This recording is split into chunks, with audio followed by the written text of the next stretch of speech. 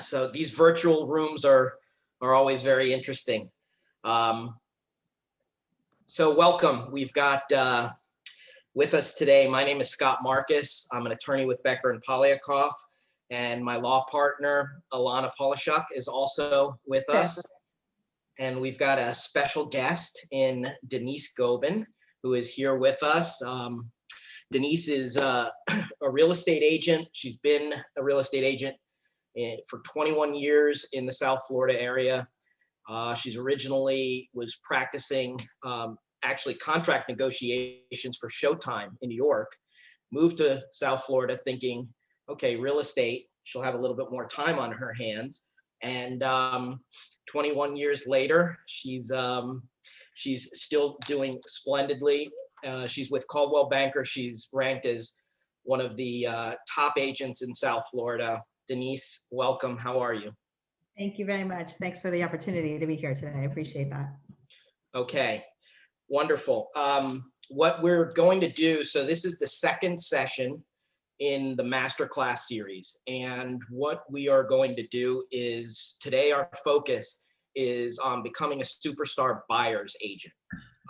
We talked about FERPTA in the first session. Today we're going to focus strictly on how to handle buyers from the beginning of the process all the way through closing, and tips of the trade. I've worked personally with Denise on multiple closings for myself and family. In addition, our title company and law firms handled a bunch of transactions with Denise. So we're going to dive right in. Denise, one of the things that I think is very important when you're first taking on a buyer is establishing rapport. And your buyer calls you, it could be a cold call, you could be sitting on floor if they even do that, and you get introduced to a buyer. What types of things do you do to kind of interact and humanize with that person? Okay, so I always start off every call. A lot of my business is referred at this point, but you get a lot of those lead calls. Buyers are calling through in this tough market, just calling every agent they can get. So I always take the opportunity to differentiate yourself, show them value, because we're quick to just send them along onto the next thing. So we move on to the next phone call. So building rapport, like you said, Scott, is ideal. I try to get a little bit more information about what they're looking for. What, are they relocating to the area? Get a feel for what they're doing before we just put them off. A lot of times they're going to call you specifically about a property. Hey, I'm trying to get information on just this property. They're not really sure if they can afford that property. They don't know if it's a condo or an HOA, if what they're working with. So a lot of it, the lender will take off your lap and tell you what they're qualified for, but every buyer is being told by any realtor, call the lender, pass you on. And I think before you get there, they need to know, like, and trust you. We say that, it sounds, very stereotypical, but if you're the one that they're going to gravitate to after they've called 12 agents, one, you answered your phone, which is a plus, and you're that positive vibe, they're going to follow your lead. So I always say, take responsibility in that position and be a positive. You'll be positive for them. Some people can't buy right away. So I usually go through the vetting process, build a report, ask them if they're buying, if they know the area, because that's a lot of times they don't know where they're buying. I'm looking at a lot more clients are moving from out of the area right now. Okay. And then secondarily, how they plan to buy. Will they be buying cash or will they be buying with a mortgage? And I ask that question more so than, hey, you need to get pre-approved, because some of them will say, I'm going to buy with a mortgage, but they never knew about the pre-approval process. So you then, instead of just saying you have to call a lender, you're kind of educating them. Great. If you're buying with a mortgage, the first step is to shopping, or even, sellers want qualified buyers to view their homes. So we want to be prepared. It's a competitive market. You kind of a little bit about the market with them. You just want to be that source because they'll stick with you. You want to be the last phone call. So I usually, I do well on lead calls because you're trying to be more human than just kind of transactional. So that's where I think I take most, and then I move them to my lender with an introduction. I think that is absolutely wonderful advice, and those that are out in the internet world that are listening today really should take heed, because establishing that connection is something you do very well. And you don't go right into selling. You go right into asking questions, establishing the rapport, finding out more about them, their needs. I love it. I think that's terrific. And so you mentioned that the pre-approval process, and the pre-approval process is important. Before even submitting an offer, you want to know what these folks are qualified to purchase. They sometimes will come with their own lender. They sometimes will not, and you'll educate them on the pre-approval process. Regardless of which one that is, let's say that they don't come with their lender, you will turn them on to somebody that you know and trust that can pre-approve them. Is that accurate? Correct. I mean, I have like Becker is, I have that circle of trust with a title company, with a lender, with a insurance agent, so that you can kind of, you want your core. Okay. And yes, can you venture out when things happen? Absolutely. But you need your core. So I always, instead of just giving them a phone number to a lender, let's take a step back. They'll say, hey, I'm already approved with a mortgage. My next question is, did you do that online, or did you actually did you speak with someone? That's huge, because I'm telling you, I myself, we all look better online, right? So right. People want the information. You go on to Wells Fargo and get a pre-approval, and it's not 90% of the time it won't work. So I asked the question, hey, did you do that online, or did you speak with someone? And the second question is, have you turned in your paperwork to that person, or did you just do it verbally? The reason you're asking that is because that documentation is all the difference. Those pre-approvals are just worth nothing. They really aren't. So you can't say that to them. Right. You say it nicely. So when they say, oh no, I never turned in my paperwork, say, hey, I have a great idea. I want to set you up for success. So I have a lender. It doesn't cost you anything to work with him, and you do not have to use him at the end of the day. But I want to give you the best opportunity to win in a competitive market. They're like, okay, that's great. That's fair. He'll guide the process. Here's what I'll do. Give me your email. So now you're capturing information, right? You're getting their email address, you're getting their phone number. You've built a rapport where there's some trust. And I said, I'm going to send an email. I'll let you know the basic things he needs. There'll be a contact. And then you just reach out to him, or he'll reach out to you, and I'm here to help. Right? So now you've kind of looped him in. He knows where it's coming from. Make sure you're somebody that you trust. And it's somebody that's going to follow up. So, I always say vet your lenders like you vet your clients. And I have a great one. So I reach out to him. If it's something that I think needs immediate attention, I'll do that quick text on the side. But then you've now looped him in, and you're included in that loop, right? And you've not just given them a number and sent them on their way. You're showing a vested interest in their success. So. 100%. And that does show a distinguishing difference between somebody who just filled out a couple of lines online based on the things they told the internet and got a pre-approval letter for X versus when you said submitted your documents, your W-2s, your tax returns. Does your lender have the things they need to really underwrite the loan? So those are such key first important questions. And I love that you start out with that, because by educating them, and this is what I've done as a lawyer and Elana does as a lawyer, by educating them, you're building that rapport with them and that connection. Because in this market, I see so often that realtors, somebody will be working with somebody and then they'll jump over and they'll find somebody else. And you want to keep that person. You worked hard, you put in the time, you want to keep that person all the way through to closing. So it brings me to a topic that I really want to dive into a little bit with you. So right now, the market is very hot, and we've got an extremely strong seller's market, and you're helping buyers make an appropriate offer. Right now, market conditions are weighing into that. Talk a little bit about what's going on in the market, just generally what you're seeing, and we'll talk a little bit more about how you set this buyer up for an offer next. So, as we shared, like, I've been in this business 21 years. I will say the first 10 years I was with a smaller company, and I was predominantly a buyer's agent. And I love that side of it. And a lot of people will laugh. They're like, are you crazy? Everybody wants to be a listing agent.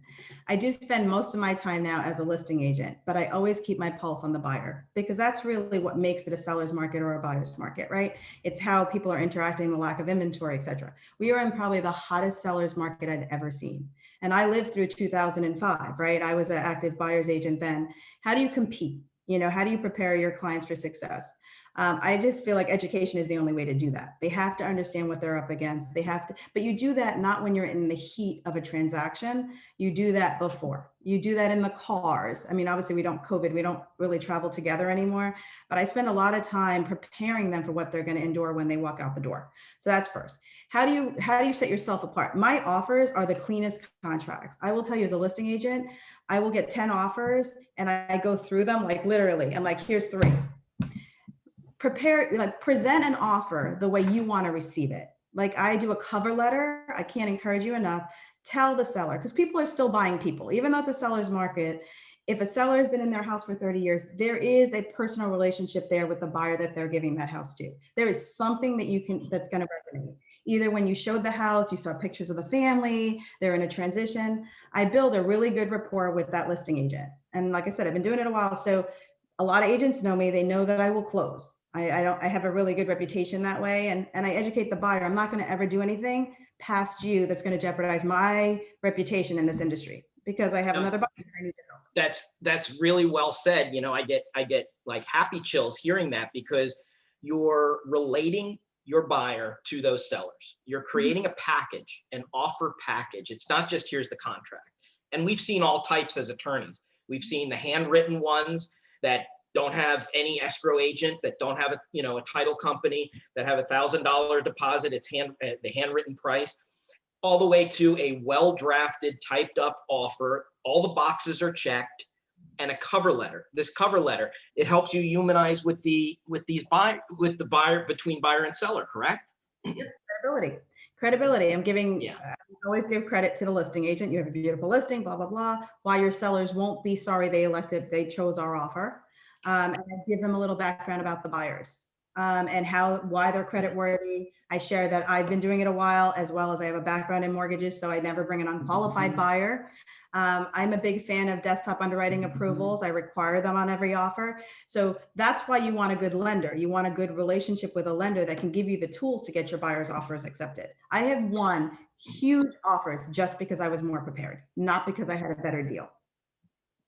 That's so well said, because being prepared, having submitted the right documents to the lender so that it's not just a page pre-approval letter, it's actually desktop underwritten, meaning the lender has laid eyes, or the mortgage broker has laid eyes on the financials and debt to income ratio, and they've made a decision on that buyer based on that. Now, the loan still needs to be underwritten fully, but you're 8/10 of the way or 7/10 of the way there, and that's much stronger as a presentation when you get to a seller. I completely agree with that. I think that's fantastic advice.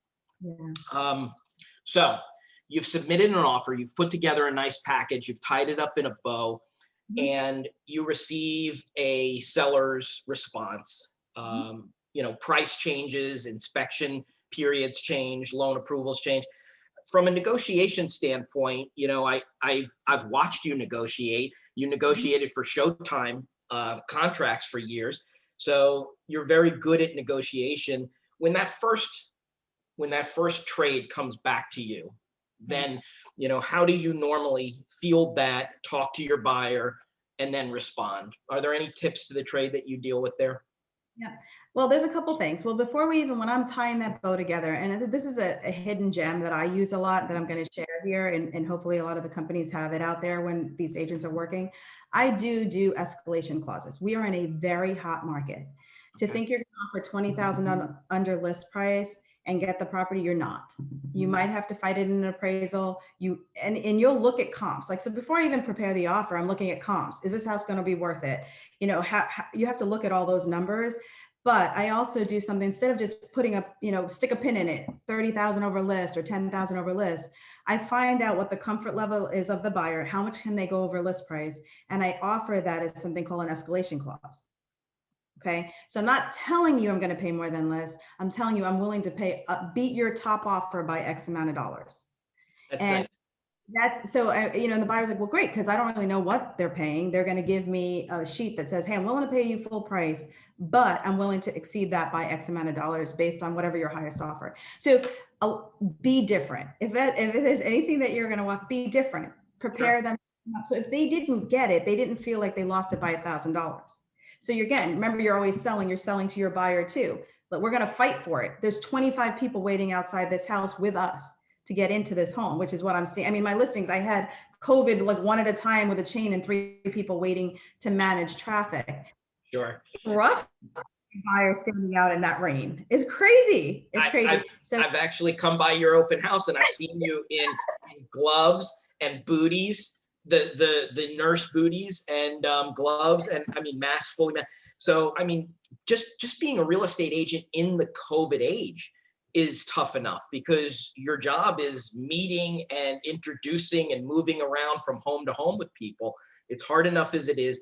So point there was make your buyer's offer as attractive as you possibly can.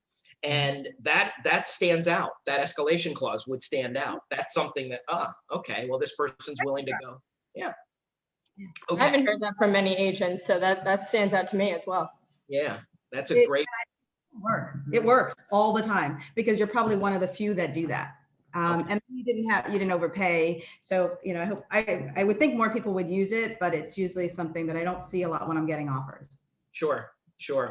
So we've talked a little bit about, how you connect with this buyer that's a cold call. We've talked a little bit about how you present your offer. I liked all of the material on that. Next, let's dive into, and I could talk to you, and I have talked to you for hours on all these topics, but in our 45-minute window, we'll keep it moving. But next, we're going to dive into, once you have a contract. Okay, so you have an effective contract. I like to tell agents that now your job really begins. And I've seen over my 26 year of practicing law, and I'm sure, Denise, you've seen all kinds and all comers, Elana as well.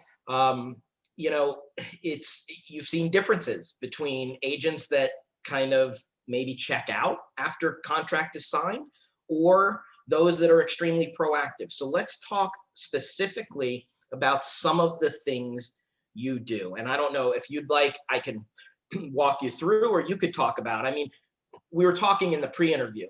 A lot of agents do have transaction coordinators. Some might not.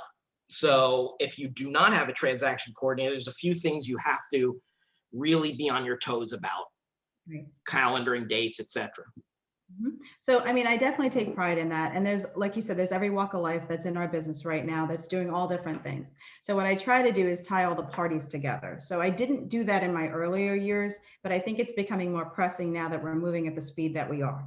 So as soon as I get a fully executed contract, whether I'm the selling agent, whether I'm the listing agent, either doesn't matter. I have a standard letter that I actually put together, congratulating the parties and saying that we're going to all work together to pull this off. Because some people don't realize the escrow agent could be the title agent. Sometimes it's not the title agent. It's literally a cover letter saying, thank you, here's the effective date. So here's where it starts checking. Because I see a lot of agents, I mean, again, success comes when we're all successful, right? Not just when somebody can hold something over somebody else's head. So things like inspection periods, escrow deposits, and obviously Coldwell Banker is like crazy with these things because we're a big fish, right? Sure. So I'm very conscientious of it. That's the first, there's a lot of liability in what we do. So you try to stay ahead of that curve, right? Yep. So my cover letter basically congratulates all the parties, tells you when your effective date is, and it goes through the contract. And it's a checklist for me because I actually keep them in a binder. That's how I follow my dates, right? And it says, and you can do it in your phone. You can calendar these things in your phone as well. But you're telling all parties, here's a title company, here's a listing agent, here's a selling agent, here's the HOA if it's applicable. Can't tell you how many mortgage companies call me in week 3 saying, hey, do you have the HOA information? I'm like, oh my God, no estoppel. So you want to try to give them everything that you possibly can. It shows just credibility. And we appreciate that too.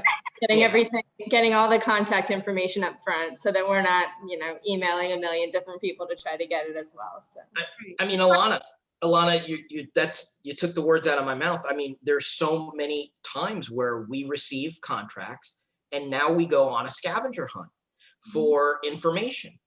And it's just, all it is eating up time when you can consolidate that information that you stated, who the lender is, buyer's contact, seller's contact, if seller's represented by counsel, HOA information, the basics, providing people with the information. So, and then I grab the key date. So I grab effective date, inspection period date, escrow deposit actually before inspection. If there's an HOA, if there's an application process, I give them that date because really they have 5 days to apply. Like, these things fall through the crack because we're just still celebrating we got a contract. So you gotta keep everybody in check and make sure. And now we're more with wires. So back in the good old days, you'd write the contract and now I really age myself, and you write a check. Well, we don't really do that anymore. So it's making sure wiring instructions. So I try to just be very methodical. It's not a lot. It's probably less than 10 bullets of, hey, let's all stay on track. And it helps the buyer. So even if you're busy as a buyer's agent, you're running out showing properties, you have this checklist and everybody's got it. Yep. So I think that's the first thing that I do. It's the first thing that I do. As soon as I have a contract, I kind of get that out of the way. That keeps people on track, and then reach out accordingly. No, I think that's outstanding. And it just, it helps keep the transaction moving in a very smooth and forward direction. So actually there was a question which came from one of our viewers, and she speaks about, can you share a sample of your cover letter or one of your detailed letters? And not to answer for you, and I'm happy to answer for you, and you could provide a sample cover letter, but it will differ a little bit based on the people, right, Denise? Yeah, it would. Because I mean, everyone starts off pretty much the same. If you had I always, as a buyer's agent, when you're submitting an offer, there's a few agents that are listing agents that will not take phone calls in this market. You just won't get a hold of them, that they don't want to speak. Remember that one that I thought it was actually a fake person. So sure. there are times where you will never talk to the listing agent, but 9 out of 10 will talk to you, and they appreciate that phone call. Hey, I have a buyer that's interested. Is there an offer on the table? Like, building that rapport. So my first line, I mean, without sharing a whole letter, because it does differ. I write one for each one of them. But the first line is like, it was great conversation. If there was something going on with their family, you're building rapport always with everybody, right? So I'm building it with the listing agent. So that's what the first line usually says. Attaches promise, because I told them I was sending them a fully executed contract, a full desktop underwriting approval on your property. My buyer's selling and they're going to close. Okay, here's why. Here, and if my offer is below market, because we're not always in this market, I tell them why. Based on the following, the comps, crazy market that we're in, based on my analysis, unless you have other things to share, this is why our offer is there. The buyers really want the home, and I kind of just go in a little bit, if they're a husband and wife, if they're moving to the area, they are philanthropic, I met them through volunteer efforts. However, where these people come from. Great, you're connecting. Yep. And then the last right is, I've been in this business for a while. I'm a licensed lender, blah, blah, blah. And, I'm guaranteed to close. Hopefully you can work through these details and cultivate an offer for both of our clients.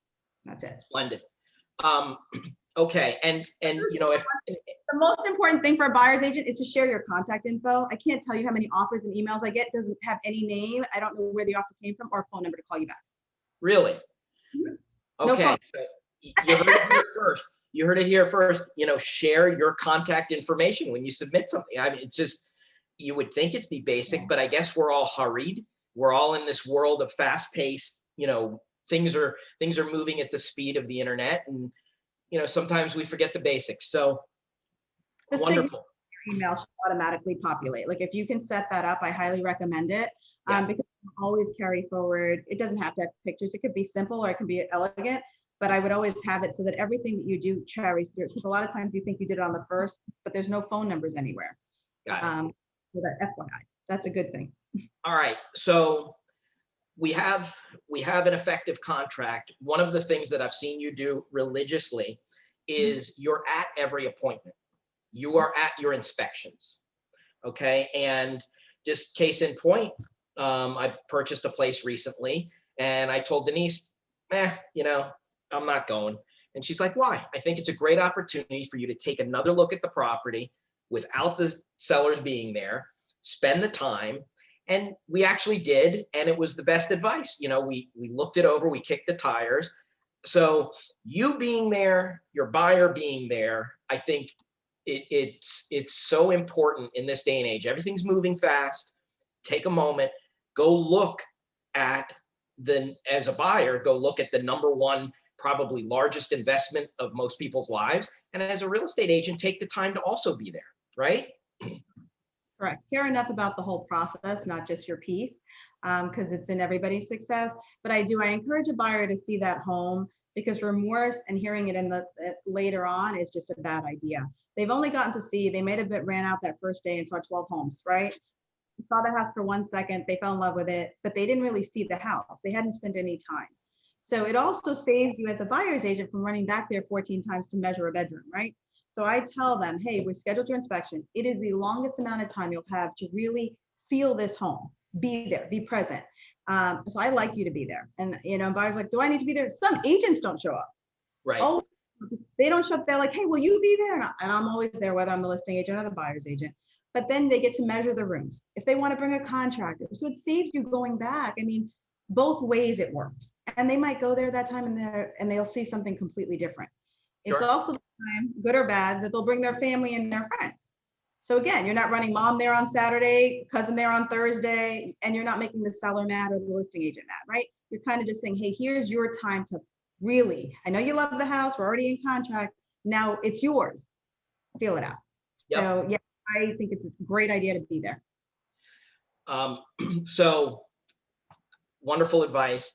The other thing on the listing side, I noticed, and we've talked about this, when the appraisal or the appraiser is sent out, you're always at the appraisal from the listing side. And there's reasons for that, right? And you could speak to that candidly. And it helps the buyer's agent as well. If you were in this competitive market, okay, so it's for both sides. You're doing it because I represent the seller and my job is to protect their investment, right? Move this contract forward. I'm there because you should know the comps. How did you get to that price? What different, because these appraisers will care as much as you do. Like I said, I have a lending background. Not everybody has that, but they've said to me, if you care enough to show up, then I'll care enough to work a little bit harder. These appraisers have never been this busy. They are yanking out appraisals working 7 days a week. What's going to set you apart is you showing up with comps that shows them that you did your homework, you listed this property. They won't know you had multiple offers unless you're there to share it, right? They won't know that you was a bidding war. So you want to give them enough information that shows to get you that new list price or over it or at it as possible. And they will work a little bit hard. Will it work every time? No. It won't work every time. You might get that appraiser who's a little smug and doesn't want any opinions from a realtor. But my experience is 9 out of 10 times, they appreciate you taking the time. You might have saved them that one comp that they did not find, right? Because not everything's all recorded as quickly. Not everybody electronically records. I have a rapport. I know this is closing on Friday. This is the number. So you want to share that. It will help your seller close a deal. It'll help your buyers, the buyer who made the offer, get to that price. Like I wrote one now and I need it to be over list. I need a seller concession. Oh, I'm going to go there to help. That's kind of the thing. So you're rarely invited as a buyer's agent, but I always check and say, hey, listing agent, are you going to be there? Because if you're not and I need that value, I'm going to show up for him. Sure. No, I love. Yeah. That's just absolutely wonderful advice. So we talked a little bit, and you did hit on it. The important and actually, Evelyn in our marketing department, she can circulate. We have a critical dates list that is just used in the industry. We can circulate that to those who attended. And we talked about the important dates: deposit, inspections, loan approval, association application, title delivery, closing, of course. So let's talk a little bit about you're coming up on your inspection deadline. You've had your inspection. During the pre-interview, you said something to me, and it really resonated well with me. You were talking about negotiating the credits, and I want you to say it. I don't want to steal the thunder. How do you handle that? Because it was great advice. Okay. So basically, we are all doing pretty much as is contracts. So as is means as is subject to inspections, like you shared with me, right? With that said, it means that the buyer has an opportunity to inspect this property and come back with requests. So there's two sides to this. One, I educate the buyer. Anything cosmetic is not happening. Like what you saw it with your eyes and it's something, come on, we're not going to do that for a chip in the tile or something of that nature.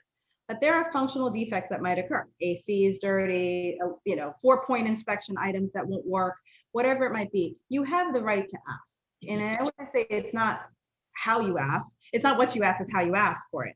So I'm a big fan. When people come back to me for a credit, they automatically said, hey, we did inspections and we want $10,000. That's never going to work. It's not going to work because you're not telling me why. So I do an inspection cover letter. I'll get my inspection back. I go through it with a buyer. I go through just the general summary. Normally it's smaller, kind of identifies just the key points. Let them go through the whole thing. I ask them what they find is big or not. Because you have to educate your buyer too. That's not big. We're not asking for that. This is pretty impressive. And you can break them down. You can ask for it all, but you want it because you don't know the other side and what they're going to do. But you want to kind of set them up, set their expectations, right? Hey, we should definitely get this because you can't get insurance if that's a Federal Pacific electrical panel, right? So you want to set them up for success. We're going to ask for these things, and this is why we're going to ask for them. Then I do a cover letter. Good. No, that's key. I want to make sure because you're not just throwing out a number. Nope. You're attaching the number you're attaching the item to the ability of the buyer to buy. Okay, mm-hmm. Like I cannot, without this being fixed, I cannot get the appropriate insurance. Correct. The wind mitigation won't work. So it puts the seller in a different mindset then. Okay, well, let's make the deal happen. What do we got to do to fix it? And go on. Good. Right. You do a cover letter. Says these are the items that we've identified, and they minimize, while we understand this is an as-is contract, we're trying to mitigate any further damage if there's an active leak in the house, right? Mitigate any damage prior to closing, where we wouldn't be able to close, or be able to secure insurance. And I literally highlight the 5 or 6. I literally write them down. I never ask for money, ever. Okay. Because I think that that's where sellers get tweaked, right? They've already negotiated a price. They don't want to give you money. They have to come. So what happens traditionally is the seller doesn't want to do it. They're moving on to their other house. They don't want to do the work. And they'll come back and say, hey, would your buyer just take care of it after the fact? And I'll give you a $5,000 credit, or I'll give you X amount of credit. So I never ask them for money. So that's great. Yeah, and usually I get a lot more money than I even expected to get, but because it's the way it's asked. By tying the item to the buyer's ability to move forward. That's important, right. And not just throwing a number at it. Very, very, right. Very good. Like we want $10,000. The inspection report equals 16. I want 10,000. It won't work. You have to say why each item matters. A roof leak, and it's usually very specific. Doors don't open, ingress, egress in the contract. So you try to tie them specifically and say, hey, we hope you can repair them. How would you like to do it? Because we don't want money. We want them to repair it. They will usually come back and offer the money. Okay. Off of the inspection. I think because the worst on that. Yeah. Sorry. No, it's okay. Off of the inspection topic for a second, we've got, as we near another deadline, probably the most critical deadline, loan approval. I know that you're very proactive. Right. You've said it at the beginning, at the vetting process. You're proactive all along. You don't just wait till 2 days before loan approval to first ever check in with their lender. You're checking in from the get-go, right? And so loan approval shouldn't be a shock to anybody, the deadline. No, it shouldn't be a shock. You should know when the buyer's applying for their mortgage and the appraisal. And here's another tidbit. I always put a deadline for lenders to order appraisal. Okay, not to have it completed because you can't control that, but to order it. It keeps people on their toes. So if I was getting a contract from a buyer, but like if I was a listing agent, I got a buyer's kind of saying, hey, we're going to order the appraisal. I just did this and I have the buyer. I'm going to order this appraisal within 4 business days. He was like, wow. I was like, I am guaranteeing you I'm going to order it. I'm going to send you proof of the order. Well, that puts them at ease, right? So if there's going to be a problem, you're going to know quick. If there's going to be a problem within 10 days, all of my contingencies are going to be satisfied. I'm stronger than the next offer. Okay.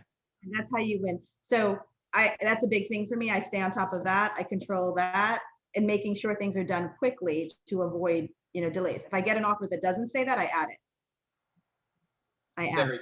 Yep. It's so important in this market, especially to be on top of loan approval period, because, if you don't take affirmative action, if you don't either give notice of loan approval for your buyer or waive loan approval, now you've given the seller an opportunity to cancel the contract within 3 days from that missed deadline.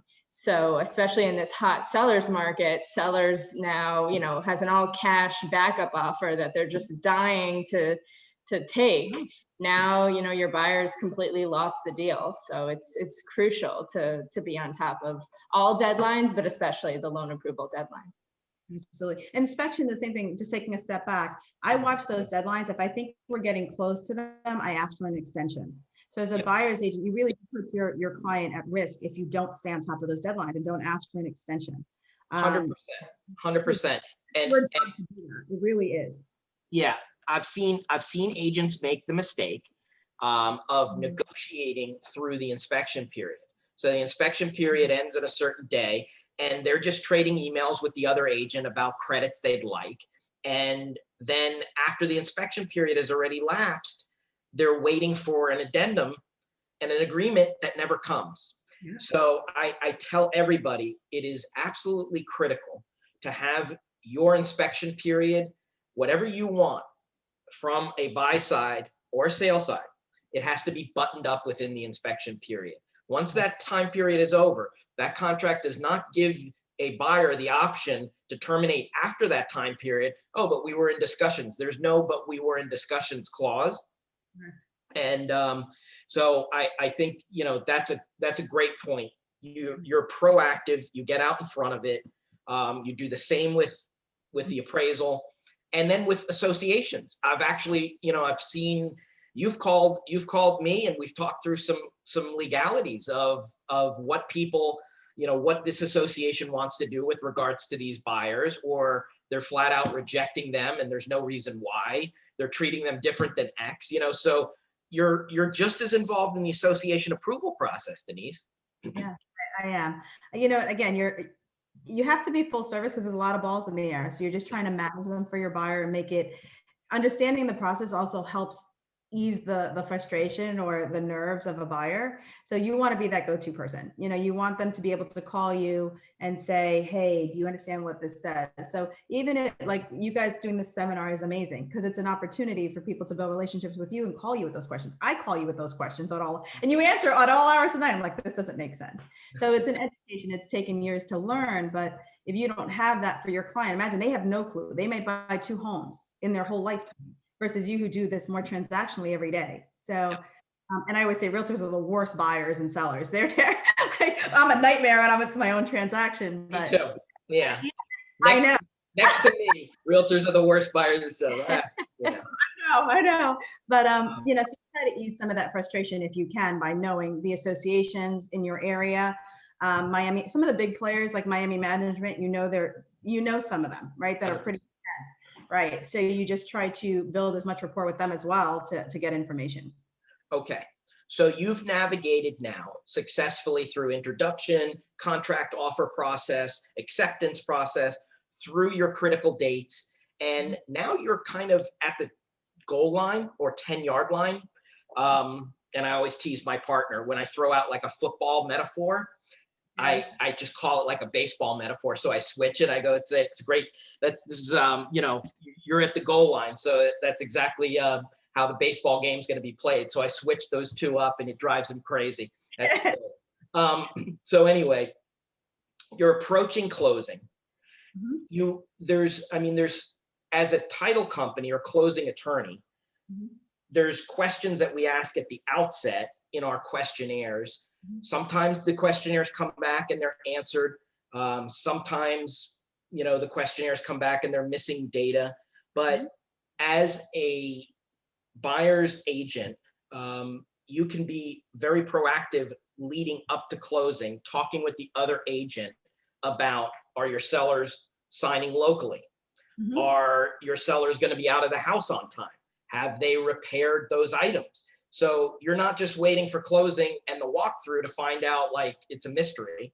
You're out ahead of that too, right? Correct. So we negotiated repair issues, and if it's not money and they're actually going to do the repairs, probably 1 week prior to closing, I'm sending that email that says, hey, please provide the invoices for the repairs that were completed. So I didn't ask, did you do it? Hey, please provide the invoices so I can share that with the buyer. We don't have to worry about it at closing. It'll just be fun. So that's how I asked for it. Because obviously in my addendums, it also says, provide warranties and receipts for repairs that are completed. So I have clients now, the age of the phone, they'll send me all the pictures of the repairs for reinspection. So I just have a listing. I did the same thing, sent me 12 pictures. I turned it into an email, said all the repairs are completed. Go ahead and do your 4-point inspection. Nice.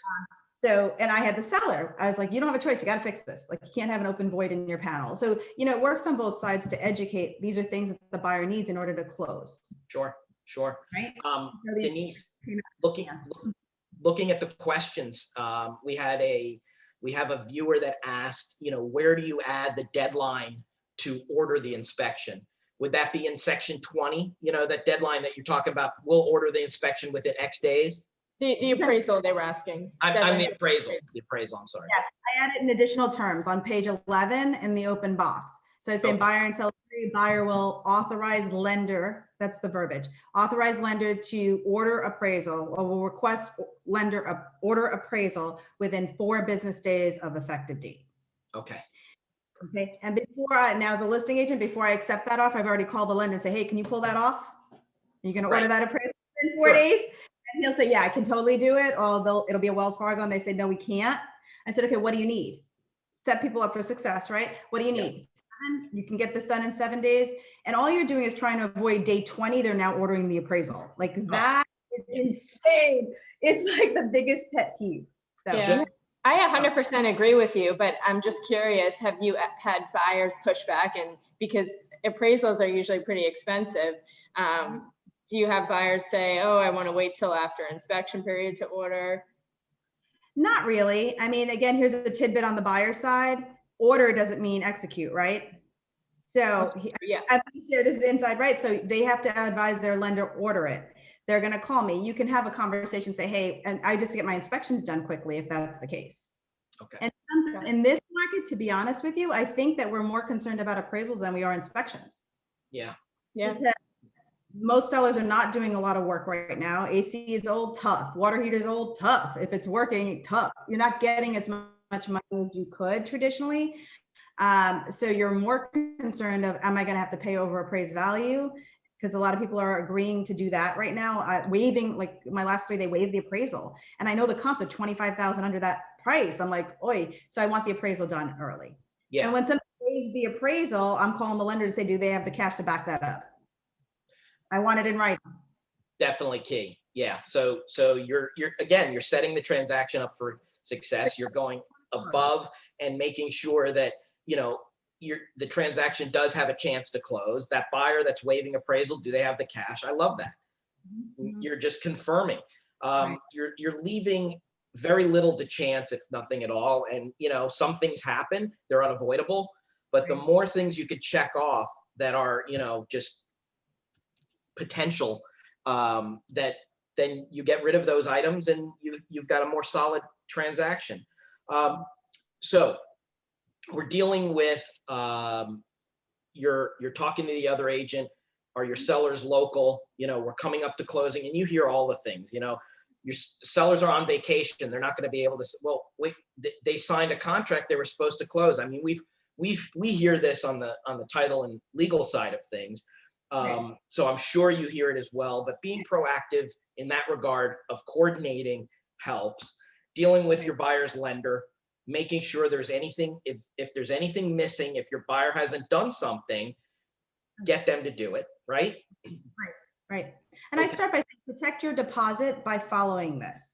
your deposit's protected while you do all the things that matter, even if you think you shouldn't. Like I have somebody saying, well, I'm just waiting for them to make sure my mortgage, that has nothing to do with your deposit. Sure. Like, so follow this to the T, your deposit will be protected. And I always tell people, we can always find another house. I'm not going to let you lose your money. So that's your job as a buyer's agent, I think, is really to protect their interest. Their interest is that deposit. So if you're doing, yeah, that's because you can find them another house if you had to, it stink, but you can't, you know, if they lose their money, you're in trouble. Like it's not a good thing. So I really focus on that. I prepare them for that. You know, and people say, well, can I give the deposit after inspect? No, one has nothing to do with the other. So I think that understanding the contract and understanding what their responsibilities are and helping them stay on track as a buyer is huge. And you'll become the person they rely on solely. Like, so people, they'll talk to the lender and they'll call you and be like, what'd they say? And you want to be that person. It's what stays with them after when they talk to other people. It really does, because as informative as I, think I can be, and, providing my legal knowledge, it pales in comparison to the impact you seem to have on your buyers, having established that rapport, having shopped with them, found that home, didn't like that home, found the next home, didn't like that home. And the rapport you've built over time, what you're looking for is happy buyers, the referrals from those buyers, and that's how you build a network and you grow, right? Because you're looking for, obviously, you're looking for them to tell two friends, like that shampoo commercial.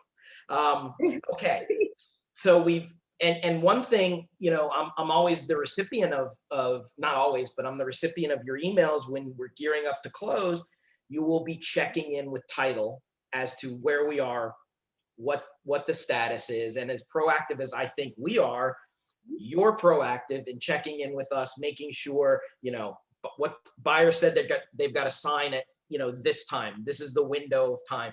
You're doing the things to help us coordinate, and that's always a big plus. Right. So the walkthrough, I want to talk about that. Mm-hmm.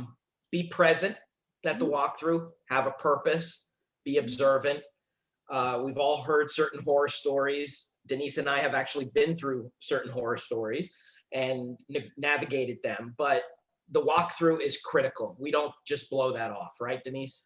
No, always do a walkthrough. I mean, our experience, obviously, where we bonded was really sad. It was crazy because I tell buyers, it's not closed till the key actually opens the door. Because I've actually had closings where there was no keys, like no door. You got to get a locksmith. So until the key opens the door and you're actually sleeping in there, you don't have a deal. It's just not done. And anything can happen all the way to walkthrough. House could have flooded out the night before. Hurricanes. We've had closings a day or two after a hurricane.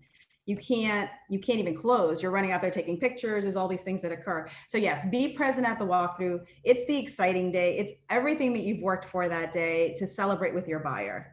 I was, even on the lender side, I would be at every closing. I just feel like it's where you get to celebrate their joy. And even for investors, I work with investors. I'd rather work with a home buyer. I'm more that kind of person, hand-on, but I do work with investors. Even then, if they want you to go, be present. Be present, show up for it. I mean, and we're busy, but I don't miss those things. It's where you make the difference. So absolutely. And that brings us through. So now we've talked all the way through the transaction and we're at closing. And another thing that I noticed from you is, you talk about be present. You're present. I mean, this is pre-COVID, but even in the COVID age, you do whatever you can to be present, but be present at the closing. I mean, you show up, you've got your file in hand, and it's come in handy from time to time too. So you're present at the closing. You're also doing things that help the buyer in their transition into this new home. Right. Electric has to be turned on. Water is with this. You're giving them that last bit of information before they close, so that you're setting them up for success again. I'll talk about that for a second. Yeah, so I feel like you're always selling 1, 2, but you're always being their right hand all the way through. And for most of these people, it's the first home they're buying. It's the biggest. Some people stay in their home forever. They may not have gone through this transaction before. So I'm always like, hey, do you know who? I usually have a cover sheet. Like, here are some key people. that you might want to reach out to, or they've already said to me, hey, do you know anybody that does this, that, or another? And it's hard to refer contractors in Florida. It really is tough. So I'm careful with who I refer. Some people I swear by, but others, but you more just want to be the resource. Hey, if anything comes up and the toilet's leaking, think about this. I'm also a fan of like a home warranty. If I feel like the house had a bunch of little things that they did not get a credit for, like the running toilet or the dishwasher didn't really drain, things like that. I'm a big fan of a home warranty for a buyer. Some cases I pay for it, some cases I don't, depends on the circumstance of the deal. And so I encourage them to have those resources so they don't feel like they walked into a money pit, right?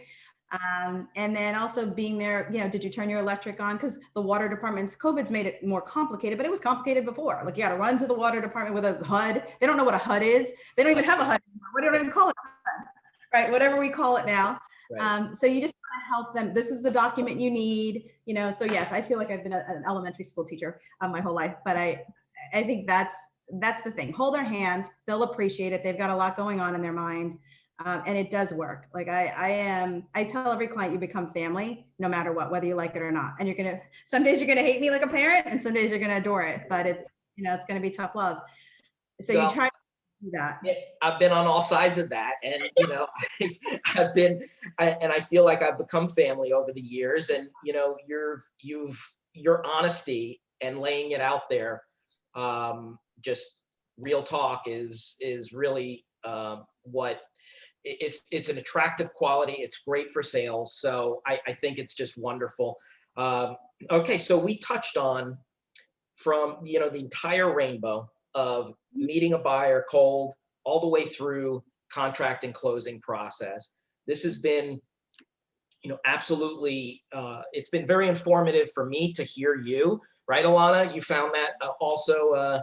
Absolutely. Yeah, absolutely. I wish all of our agents were that thorough. Right? Extreme thoroughness. It helps, makes the whole transaction smooth, like you said. Yeah. Yeah. It's a team effort. I really do. Getting from contract to close is a team effort. And I tell people, you don't hire me ever to just show you a kitchen. Like there's a kitchen, there's a bathroom. I said, you don't hire me for that. You hire me from contract to close. And the people that I surround myself work the way that I work. So just have that. You guys are amazing. You have always been that team for me. So for many years, and there's times you don't control it. We're in Broward County, but for the most part, it's just, if you can find that, all the agents that are on here, you'll be ahead of the game. And wonderful. Denise, this was just such a splendid second session. I feel it was completely informative. And for those that were online, we're going to definitely have a count, and we'll be able to email them and send them out information. One of the things that we're going to send from our end is, the critical dates list. We also make ourselves available. If you have a generic cover letter, that's not, that you can just water down for any scenario and they can build off that, you could send that to us, and that'll, we'll put that together and put that out, because it seems like from the chat, people like that cover letter idea, the humanizing. So with that, we like to wrap on time. All right. We thank you very much. Thank you for having me. And if anybody ever needs questions or something, I'm not an attorney, but I'm always happy to help. So feel free to share my contact information, and, we're all busy, but I'm happy to help if I can. Perfect. Thank you. Thanks, everyone. Have a good one.